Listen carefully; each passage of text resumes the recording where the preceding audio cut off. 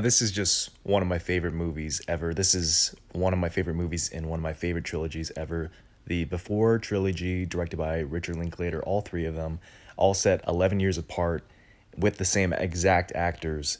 It's just it's just an amazing trilogy that no, it's not slept on. I'm not going to say that, but it's definitely not one that I hear talked about in terms of top three trilogies. You could say Lord of the Rings, you could say the Planet of the Apes films, you could say Star Wars, even though technically now we're into like 9 movies, blah, blah, blah, blah, you know what I mean. This one isn't brought up as much because it's a romance trilogy, but it's one of the most succinct, one of the most telling, and one of the most beautiful trilogies that I've ever watched. I mean, this scene, for example, just starts with absolutely no dialogue between the two main actors. Julie Delpy and Ethan Hawke are mesmerizing, and within the first 5 minutes of the film, you want to see how their lives turn out together. And it's just a very life changing experience. I'm being dramatic, but for some people, like myself, it's a pretty life changing experience to watch that unfold between just two actors. And a lot of film bros are gonna say, yeah, this movie has all these long, full takes, but you watch this movie and it does have those long takes, and it's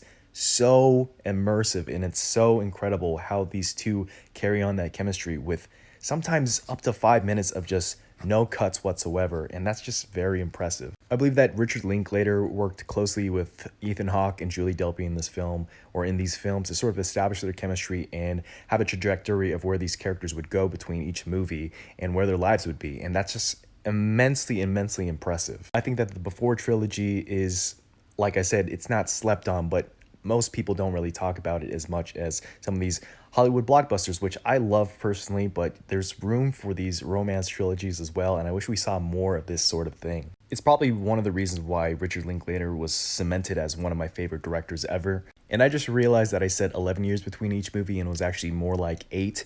And technically, if they were going to continue the series, there was supposed to be a movie last year. And I say it was supposed to because that's what fans wanted, but that's not what Richard Linklater or Ethan Hawke or Julie Delpy planned on. But I want it. I want it. I want to see where these two are. I love these movies so much.